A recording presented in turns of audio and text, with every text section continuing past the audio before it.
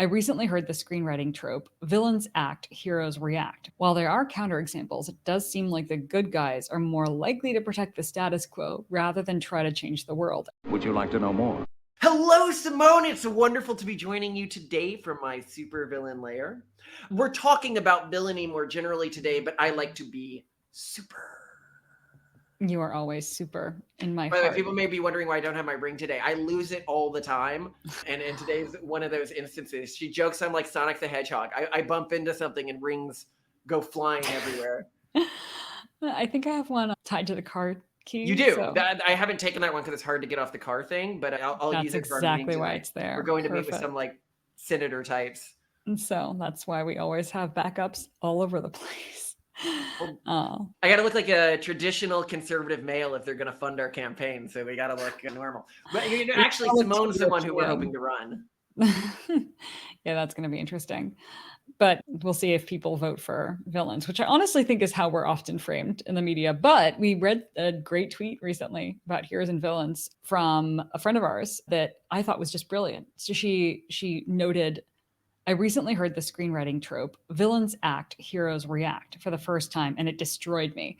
While there are counterexamples, it does seem like the good guys are more likely to protect the status quo rather than try to change the world. And that is so true, and I find it really interesting. Yeah, no, I think it is really interesting. And the series that both of us were immediately thinking of when this came up was the Kingsman series. Mm-hmm. Because the Kingsman is always about somebody has some like vision for the future, often how they can make the world a better place. And then there's this secret society for like wealthy, or at least culturally wealthy, if not individually wealthy. But it seems like the vast majority of the members do come from wealthy families. British like elitists who are maintaining the status quo. It's like about a secret society completely dedicated to maintaining the status quo of the world. But in the second movie, one of the things we thought was really funny is so one of the villains, basically they're lacing, spoiler by the way, drugs with something that kills people to remove the dangers of drug addicts. Where one of the other villains like doesn't care, and they're like, yeah, we'll let it happen because it removes the drug addicts from society and will make the world a better place. And it's like, yeah, it's brutal, but like an interesting theory at least. But what I loved, and Simone pointed this out to me, is how do they demonstrate that they're actually the bad guys and you definitely shouldn't be on their side? They started doctoring festival drugs, which is just a step too far. They started to potentially hurt upper middle class people.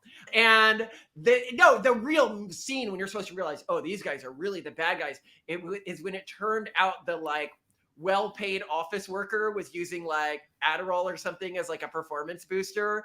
And you're I like, thought it was when like a bunch of basically Instagram influencers were using the like laced drug and like talking about it and then talking about the side effects. And that's how it showed up in society, that this was a widespread issue, that many people were being affected. Well, no, but I'm thinking about how they coded for the audience, because it was clear that they were afraid that a little too much of the audience would agree with this person. So they need to show it affecting upper middle class people as well, because that's the way most people identify, regardless of their actual economic circumstances. It's really interesting. There was a study done on this. It's like something like 95% of Americans identify as middle class. Yes. Yeah, actually, I was just reading a 1982 Miss Manners book while we were on a call like earlier today. And Emily Post joked that there are 3 classes in America: lower middle class, and upper middle class. And there's like literally nothing else. Yeah, the versions. I love that you say that. That is so true, because that's how everyone identifies. Totally. Because nobody wants to identify as upper class in our society. Except for us, because we're scare quotes elite. Yeah, right? We're scare quotes. We will take on we will be the only upper class family in all of America. That is what we're going to do. We will just take that segment in society just for us, just for Malcolm and Simone. And noblesse oblige, you could say. Noblesse oblige. Yeah, I remember I got a long thing about basically noblesse oblige when I got into Stanford Business School, but it was from a family member. They like sent me this, but they said, with great power comes great responsibility. And of course, I'm thinking Spider-Man, right? I'm like, oh, this is a Spider-Man quote. And what I love is that Spider-Man, and I realized, no, that's just like noblesse oblige summarized. Spider-Man is Spider-Man based on Noblesse Oblige? I think that's antithetical to his character, but that is what I associate that quote with, Mo. So, Oh God, yeah, you no, this know, this is so indicative of our generation. I was also just watching a YouTuber who was like, "Oh, it's like they say in The Office, dress for the job you want," and I'm like, that didn't come from The Office, lady. But no, this is yeah, of course, as Spider-Man's uncle says, as yeah, as The Spider-Man's Office uncle says. is famously quoted in the show The Office. Oh man, no, Oh my gosh. Wait, wasn't there a joke like that? that's so middle class. I don't know what to say. You're good. But no, I want to talk about this larger concept because I think it leads to a lot of problems in our society Mm. where any organization that is trying to change things from the status quo or any individual that's trying to change things from the status quo is seen as villainous. Oh yeah. And it's actually really interesting. I think that the people who fight for the status quo in many ways want to see themselves as like the big heroes. I think that's what like Meghan and Harry have been doing. They're the true warriors of the status quo, and that's how they show that they're good people because they say what does society say makes you a good person, and then I'm going to do and care about those things that Mhm. society say make you a good person. Mm. But I think in reality, when people see individuals, especially individuals in positions of enormous privilege, just going along with what society tells them to, it also makes them, at least a large portion of the population, disgusted with them, but they don't see them as villains. What's interesting is they're Yeah. often not displayed as villains. They're displayed as like slimy. They're displayed as pathetic and like money grubbing, but not villains. But Mhm. Elon Musk clearly has like a vision of how he sees the world could be better and is trying to move towards that vision, even if he does get distracted at times because his vision is quite expansive and not a lot of other people are Well, working he on it. does a lot of stuff. But I don't know but what I to mean, say. what a super villain character to the extent that if you look at I think a lot of content now, they are actually framing the villains around archetypes of Elon Musk. Is Hmm. you see this in a lot of shows now. Elon Musk based villains. I've like noticed Yeah, this but as I a mean, category. Iron Man was also like broadly inspired by his archetype as well. Although I guess you could But was argue he that trying to change the world in you? I don't know. I watch Iron Man and he's trying he to is an have there be anti-hero. less, not like end wars, just have like weapons in wars be less efficient. I thought That he is was his. wasn't he a weapons dealer? I thought he was Yeah, more. and he was a weapons dealer before that. So he's only like trying. I don't see him as being somebody. He doesn't fit the villain trope. If the villain trope Hmm. is somebody who's fighting against the status quo to try to make things potentially better. Because to make things better, that's the thing about the status quo, right? You can be at a local optimum, but to really make things better, you have to move things past the status quo. You have to move things to the next potential stage. And what's really interesting is if you look at our message and all of our perinatalist advocacy, you could say, well, a lot of people, one of the problems with trying to move things past the status quo is it removes individual agency to an extent, which is Hmm. what you see a lot of climate activists doing. So I can see how those people could be framed as villainous. But when you look at pronatalist advocacy, it's all based around individual, like the major organization, which is ours. Like the core mission we have is to ensure maximum reproductive freedom at the level of individual families and maximum cultural freedom at the level of individual families. So even when we're fighting for more individual autonomy, insofar as that autonomy removes the autonomy of the system, like trying to create new school systems and stuff for high school instead of these government ones, which we see as erasing people's cultures, we get framed as supervillains because we're trying to change the world. Well, I think there are two broad things in place. One is on a individual level. Humans are afraid of change. Humans really don't like change. Different is bad. Having to try something new is bad and scary. So that's one side of it. So anyone who's trying to push something new on you, even if like let's say they're trying to get you to try a new food and it looks gross and it ends up tasting really good, but you're still like hating them for making you try it, right? That's something that is ultimately villainous because it's different. We don't like different. The other thing is societies at large are very optimized around deriving and enforcing conformity.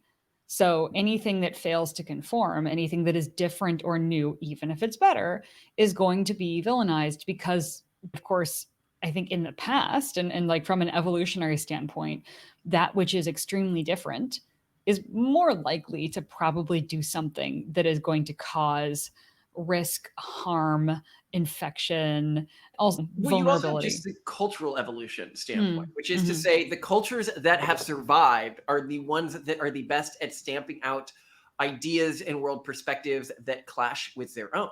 mm, Because they represent an intrinsic threat to the existing world order, right? mm. That's why you burn witches, right? Because they represent a cultural mutation.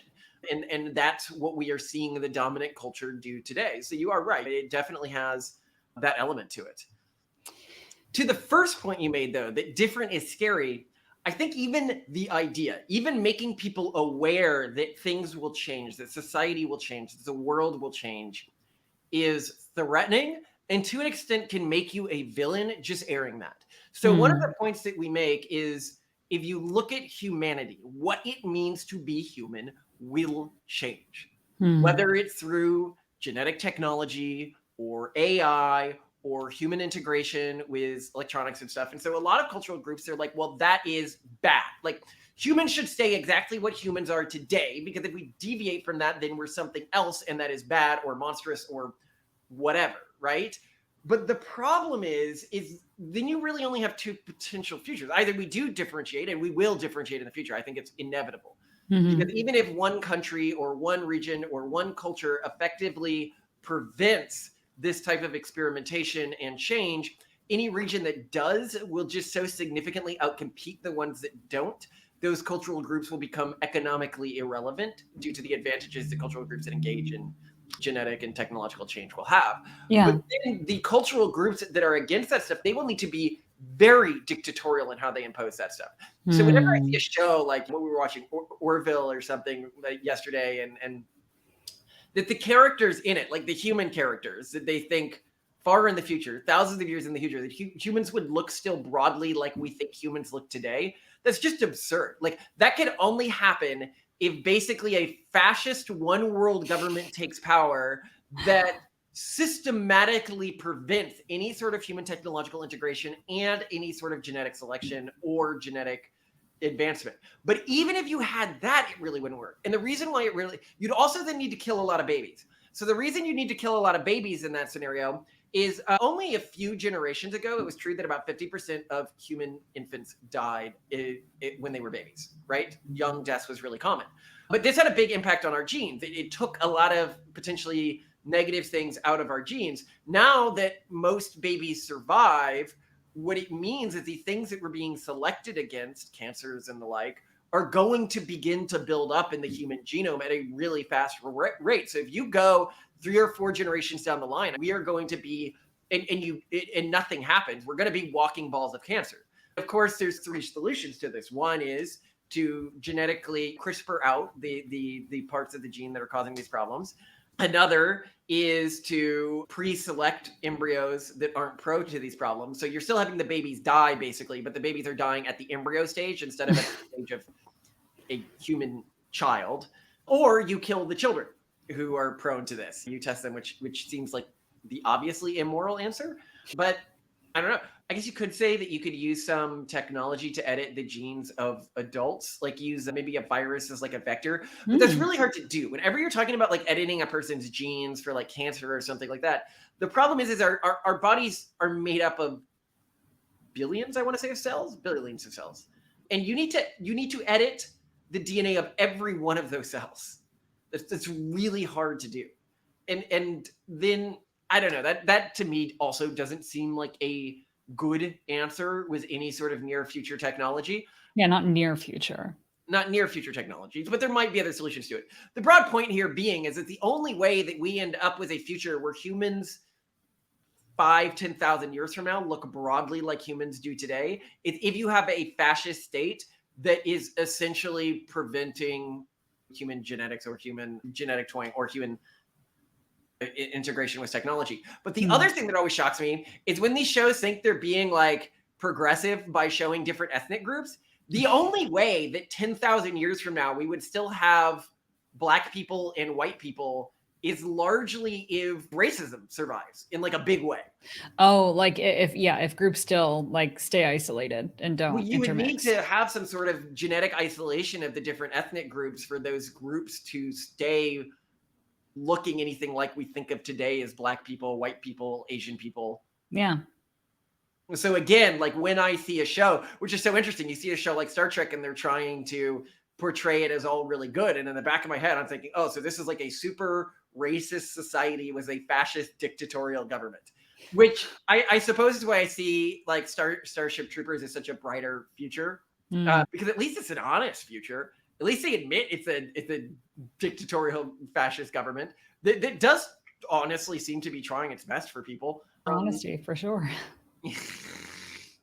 But it is interesting that when you point out these basic things, that humans will change, that things will change, that the world will change, people freak out. It reminds me of these environmentalists who go out there and there's almost this form of morality, which I've always found really disgusting myself because it's so short-sighted, where when you're talking to environmental groups, there's sometimes two groups of thought, which is, okay, we want to reintroduce like these old coyotes that went extinct a while ago, but okay, but now you're interrupting the new ecosystem, right?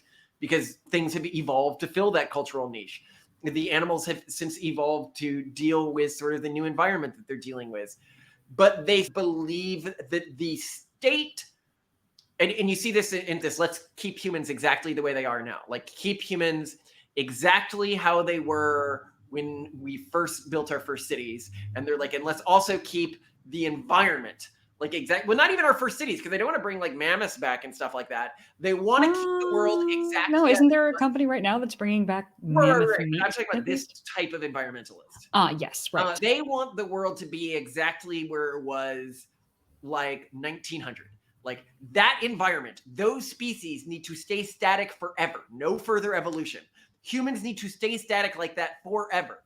So in a way, humans are becoming this sort of perverse actor on the environment where we are now preventing further evolution of species, preventing extinction of species, preventing them from having to come to terms with rapid environmental shifts or something like that. Something that has happened multiple times throughout the history of the world, right? But no, not this time. We got to end it this time. And they go, oh, it's because a species is causing it. Except that's happened before. There was it's happened a couple times before. There was a time when the first bacteria started producing oxygen, and that was what's called the Great Oxidation Event, I think I want to say.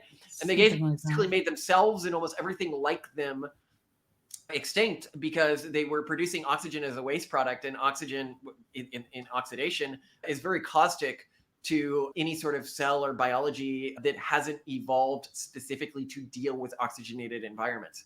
So it caused its own mass extinction. So it's like not the first time we've seen this either. Yeah.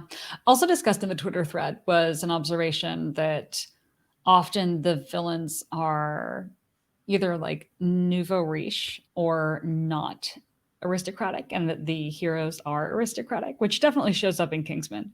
I think in both Kingsman movies, the first two, it was like tech elites more that were the villains. I think inheriting your powers, right, is a really common trope of heroes. And achieving powers on your own is a very common trope of villains. Interesting. Even when heroes didn't inherit their powers, like Batman, he inherited his money. Come on, Batman doesn't have. Bruce Wayne's power is he's rich. No, and he's autistic. Born rich. His power isn't that he was born rich. That's his power. That's his power. The people he's fighting are like these self-made, like you got Poison Ivy, who's basically an environmentalist. Yeah. I do agree environmentalists are largely evil, but she's trying to engage action in the world. You got the Joker, definitely a self-made man. You've got people like the Penguin, who in most iterations has the affectations or was born into a wealthy family, but lost it like all orphan, and had to rebuild himself. Yeah. But of course, that makes him truly villainous. Similar to me, my own backstory going through. Do you share Penguin's backstory? Court-appointed prison alternatives and stuff like that. And then I have a backstory similar to the Penguin from Tim Burton's Batman Returns. So you're not so much Batman as you are Penguin. I guess look at how you're dressed. Unless you're like off. I'm going for it. I got the Cofflepot virtue here. No, but it is interesting because I think that society fundamentally believes, like in the back of our cultural brains, what feels nice is actually classism. The elite, that you want the king to save the day, right? Well, you want the rich, the people who deserve, like the inherited rich, this long aristocratic, the people who inherited their powers, the people who that they are there to maintain social order. And Those that high in the maintaining great social chain of order being. is because historically that's what the story's told. What's a knight? But often somebody Yeah. who was born to a noble family and then was Yeah. appointed to maintain the status quo. And those are Yeah. the stories that culturally our visions of heroes came from. And who's the villain? Well, it's the person with the other religion, typically like the witch from the woods, like your Morgana or something. I don't know if she came from a long line or something, but I typically think of the villains of the knight stories as being some witch, someone culturally deviant, often didn't come from a position of power, but they came through power perversely because they earned it themselves. They went out and studied. They found it in books and working. Oh, because isn't that also in itself a villainous act if it's a subversion of the social order? It is. You're right. Subverting the social order is a villainous act. And so I think in many ways we are the archetypical villains of society. And as such, people are right to hate us because that is the role of the villain. We believe we're trying to make the world a better place, but isn't that true of all of That's the most yeah, it's exactly what. Well, I don't know. There are some villains like Bond villains and stuff who are just out to make money. But I think that's the other thing is we're often villainized for being capitalist, and people see, I think, capitalists as like a whole different sort of villain. I don't know if that's just because like socialism is a very pervasive kind of sentiment now that like a lot of villains are just easily just capitalist. It's easy to hate people for it.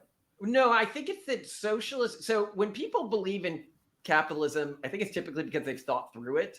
When people believe in socialism or communism, I think it's much more like a religion. And like a religion, when we talk about evolved systems that shut down any idea that's a threat to it, they react as if they're reacting to a religious threat. So one of the things we talk about in our book is the concept of cones. If people are aware, in Buddhism, there's this thing where they'll be like, oh, if a tree falls in the woods and no one hears it, like what does it really make a sound, right? This is a cone. But many religions, Kabbalism has things like this. What these really are is gaslighting. It's a form of gaslighting that's used to enforce a master's authority over the pupil and to get people to doubt their own beliefs about reality. So what they're doing is you go, oh, what's the sound of one hand clapping? Well, I know either it's no sound, like this is a definitional thing. And they're like, oh, no, you don't understand the question. If you come to me with that answer, which what they're really doing is just saying, I have authority over you. Basically, no matter how you answer, I always have a greater access to truth than you. And this causes people to distrust their own logic, and it helps. It's a good system for establishing authority. But what's really interesting is that you see this within the communist worldview often is when you describe to someone why communism is stupid, is, oh, you don't really understand communism. If that's why you say communism is stupid. Wow, I did not expect you to connect like Buddhist cones with communist gatekeeping, but it works. But you see this constantly. Whenever you explain why communism is stupid, they go, well, that's not either that's not true communism, or that shows that you think that that's why communism doesn't work, that you Of don't course. understand Yeah, communism. you just don't understand. And then they start using like, oh, well, you haven't read this, or you don't follow this person's Well, then you're like, philosophy or actually, something. I have, or I have engaged Yeah. with this, or I have gone over this. I do have one of our books. It was a top selling nonfiction book in the US by Wall Street Journal. It's on governance structures, right? Like we are something of, I wouldn't say full world experts on governance, but we're definitely in the top percent. And communism is stupid. Like you have to be actually kind of dumb to think it's still a good idea. And we've done other videos on this.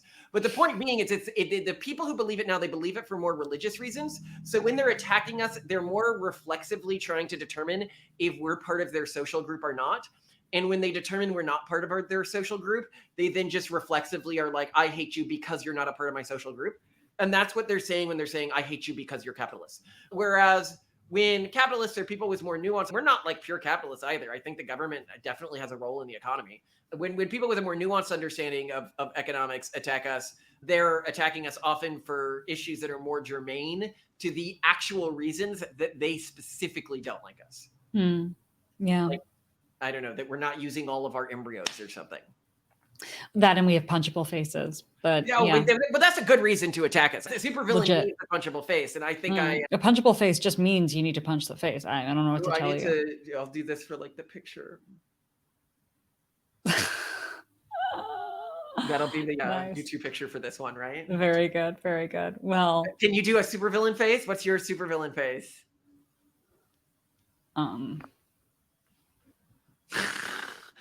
It's just Dr. Evil. You goof. It's a universal sign language for evil.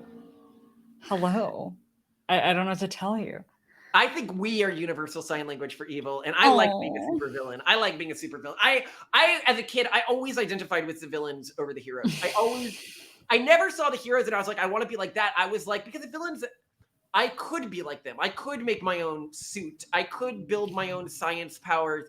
I could maybe one day make my own money. they're self-made. Yeah, they're self-made. They're very, yeah. yeah, And so I always identified with that because I was like, that is my path. respect. And so one day people will fear me. And Well, I love being in an evil duo with you. You are my OTP of evil. I love you so absolutely. And much. one thing we've mentioned before is in movies, another thing about villains, the only ones who have healthy relationships, whether it's Team Rocket or the Addams Family, or you go through media, vast majority of healthy relationships are villains because in our society's mind, I think when you're talking about these progressive Hollywood writers, to them, they cannot imagine anyone who's like them ever having a happy relationship. So it becomes villainous and socially transgressive to them to have a genuinely happy relationship. Well, it's the creative types. They are not prone. They often really buy into this urban megaculture, which makes it really hard to form healthy relationships. So yes, I think we have a healthy relationship, and that healthy relationship is in itself socially transgressive. It's monstrous, evil, villainous. It's beautiful, and I love it. And I don't care if this is what evil feels like. I want to be evil. So it's so good. I love you. You're a sweetheart. I love you too.